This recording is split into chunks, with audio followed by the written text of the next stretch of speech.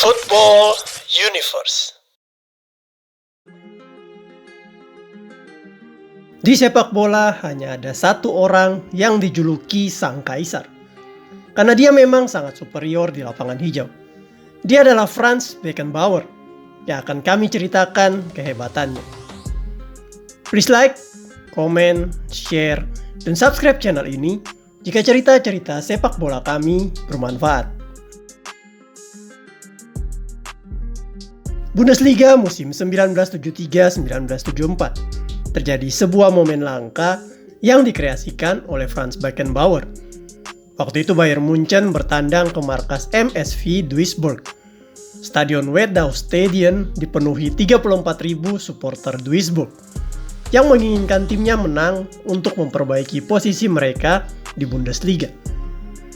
Akan tetapi lawan yang dihadapi tidaklah mudah, karena mereka adalah Bayern Munchen yang waktu itu tidak hanya sedang mendominasi Liga Jerman, tetapi mereka juga adalah tim terbaik di Eropa. Hal ini tercermin di lapangan sejak peluit dibunyikan karena langsung terlihat tekanan demi tekanan yang diberikan pemain-pemain Munchen. Pada menit ke-21, Munchen kemudian mendapatkan hadiah tendangan bebas berjarak 3 meter di luar kotak penalti.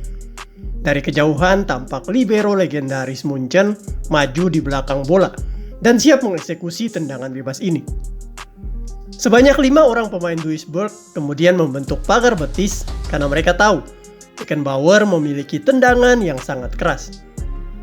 Menanggapi hal ini, Beckenbauer ternyata tak melakukan tendangan keras secara langsung ke gawang.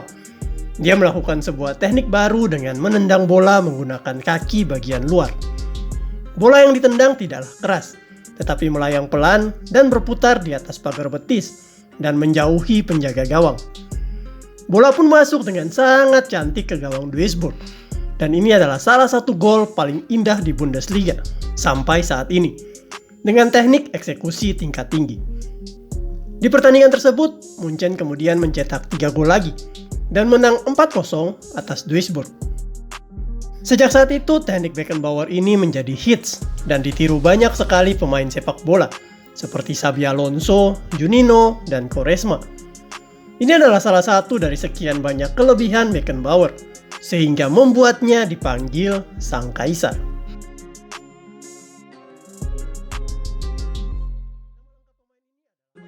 Nama lengkap pemain ini adalah Franz Anton Beckenbauer. Dia adalah putra kota Munchen asli, yang lahir pada tanggal 11 September 1945.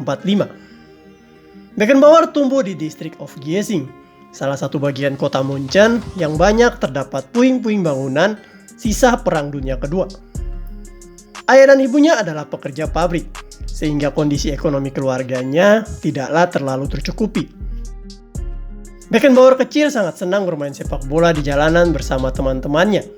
Bakat sepak bolanya juga sangat baik, tetapi ayahnya tidak menyukai sepak bola dan kadang melarangnya bermain. Secara sembunyi-sembunyi Beckenbauer tetap saja bermain sepak bola. Sampai ketika dia berusia 9 tahun, dia pun diizinkan orang tuanya untuk masuk tim muda SC Munich 06. Di klub ini Beckenbauer muda diperkenalkan dengan teknik-teknik sepak bola yang benar, dan dia pun sungguh-sungguh berlatih dengan tekun. Posisi bermain yang dipilih Beckenbauer muda adalah seorang striker atau penyerang tengah. Hal ini dikarenakan dia sangat mengidolakan seorang striker legendaris Jerman yang bernama Fritz Walter. Pemain ini merupakan striker tajam yang mengantarkan Jerman menjuarai Piala Dunia 1954. Beckenbauer muda menimba ilmu di tim muda SC Munich 06 selama 5 tahun.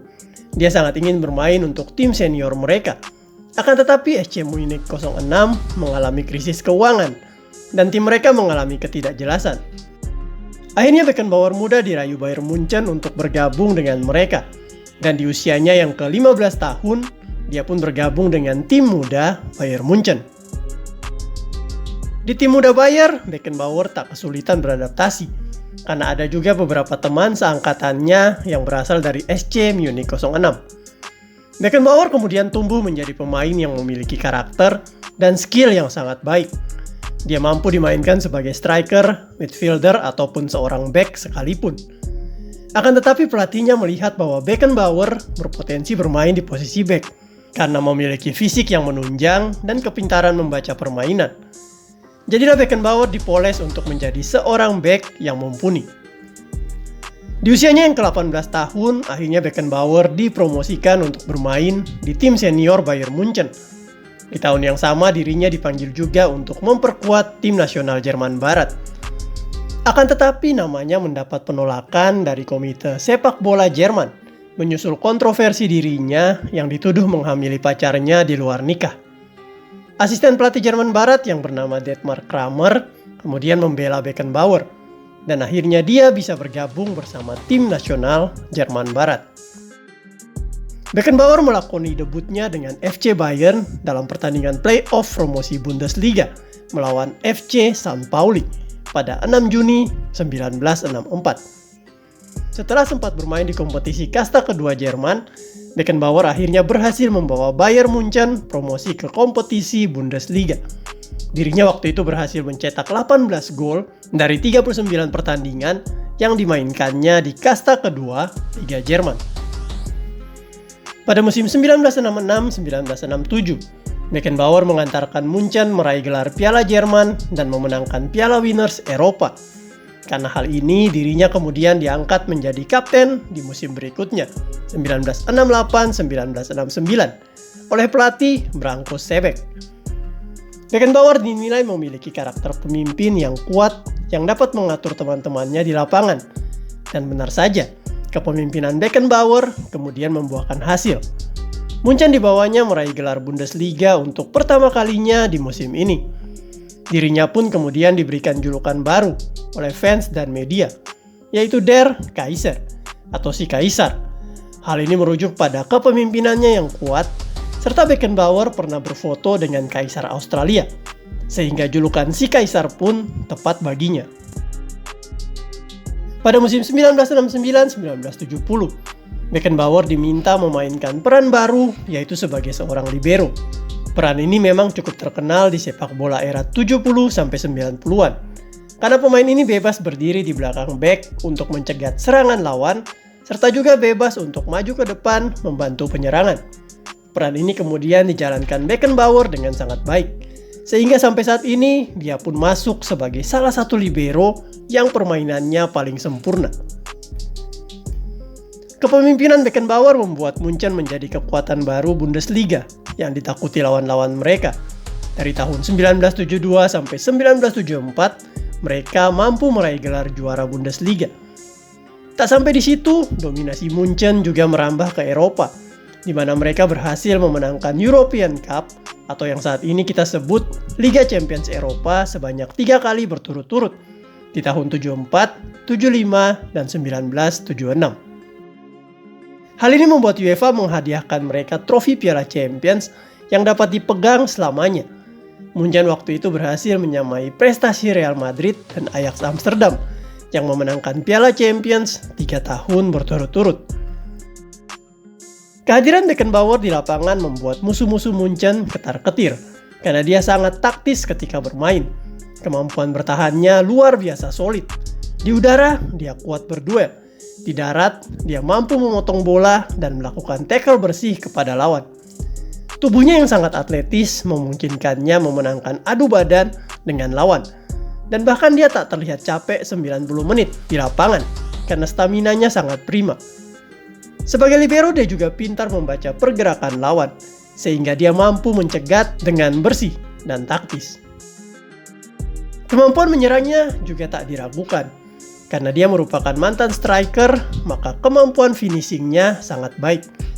Shooting dari luar kotak penaltinya juga keras, dan Beckenbauer sangat bisa diandalkan untuk eksekusi bola mati, baik penalti maupun tendangan bebas. Kaki kanan dan kirinya dapat menembak dengan sama baiknya. Kepalanya juga sangat baik ketika menyundul bola. Beckenbauer juga dapat bermain sebagai seorang gelandang, dan hal ini dilakukan beberapa kali saat gelandang-gelandang Munchen mengalami cedera. Umpan-umpannya akurat, dan dia juga sangat pandai menempatkan diri di posisi yang mudah dijangkau teman-temannya. Tak jarang beberapa gol juga tercipta dari crossing atau umpan terobosan yang dilepaskan Beckenbauer. Kecemerlangan Beckenbauer di Munchen juga merambat ke tim nasional Jerman Barat. Turnamen major pertama yang diikutinya adalah Piala Dunia Inggris 1966. Waktu itu usianya masih 21 tahun, tetapi kedewasaan bermainnya membuat dirinya diandalkan menjadi bek utama Jerman Barat. Di pertandingan perdananya saat melawan Swiss, Beckenbauer bahkan berhasil mencetak 2 gol dan membuat Jerman Barat berhasil menang 5-0. Jerman Barat diantarkannya tampil baik di Piala Dunia ini dan terus melaju sampai mencapai babak puncak. Sayangnya, Jerman Barat tak mampu membendung permainan tuan rumah, Inggris. Dan mereka pun kalah 4-2. Meskipun kalah, Beckenbauer tetap mendapat penghargaan sebagai pemain muda terbaik untuk turnamen ini. Di gelaran Piala Dunia 1970, Beckenbauer kembali tampil mewakili Jerman Barat. Dia berhasil mencetak gol di pertandingan melawan Inggris pada babak perempat final. Kemudian di babak semifinal, Jerman Barat menghadapi Italia dalam pertandingan yang berlangsung sangat brutal. Beckenbauer sempat terlibat benturan dengan pemain Italia yang membuat bahunya dislokasi. Tetapi karena Jerman Barat sudah kehabisan jatah pergantian pemain, maka Beckenbauer memutuskan tetap bermain menggunakan penggantung tangan. Pertandingan ini akhirnya dimenangkan Italia. Kerja keras Beckenbauer dan tim nasional Jerman Barat membuahkan hasil 2 tahun kemudian saat mereka menjuarai Piala Eropa 1972. Ini adalah trofi Piala Eropa pertama mereka dan kekuatan Jerman Barat terus meningkat sejak saat itu. Puncaknya adalah di Piala Dunia 1974 yang digelar di tanah kelahiran mereka. Bermain di hadapan publik sendiri, Beckenbauer kembali memimpin skuad die Mannschaft dengan gagahnya. Hasilnya begitu memuaskan. Beckenbauer yang menjadi salah satu pemain paling diandalkan sukses mengangkat trofi Piala Dunia di depan para penggemar sendiri. Bahkan mereka sanggup mengalahkan tim terkuat di muka bumi waktu itu, Belanda, dengan total football mereka. Beckenbauer benar-benar mendeskripsikan kata kuat dalam dirinya. Kuat yang bisa diartikan dalam berbagai hal di sini diambil oleh sang kaisar ketika menghentikan perlawanan Belanda. Dia menganggap jika kuat dalam memanfaatkan peluang masih jauh lebih efektif ketimbang hanya bermain dengan menekankan pada segi penguasaan bola. Baginya, beberapa kali serangan saja namun efektif akan merusak gaya permainan sepak bola apapun. Tim yang kuat dalam memanfaatkan peluang dianggapnya layak menjadi juara. Piala Dunia 1974 menjadi Piala Dunia terakhir bagi Beckenbauer sebagai pemain. Di turnamen internasional selanjutnya, dia sukses mengantarkan Jerman Barat menjadi runner-up Piala Eropa 1976. Usai Piala Eropa 1976, Beckenbauer memutuskan pensiun dari tim nasional Jerman Barat setelah melakoni 103 penampilan dan mencetak 14 gol. Berkat kejeniusan dan keberaniannya memimpin rekan-rekannya di atas lapangan, Beckenbauer kemudian dianugerahi 2 penghargaan Ballon d'Or, yaitu pada tahun 1974 dan 1976. Di tahun 1977, Beckenbauer akhirnya berpisah dengan Bayern Munchen dan memilih bermain di Liga Amerika Serikat bersama New York Cosmos.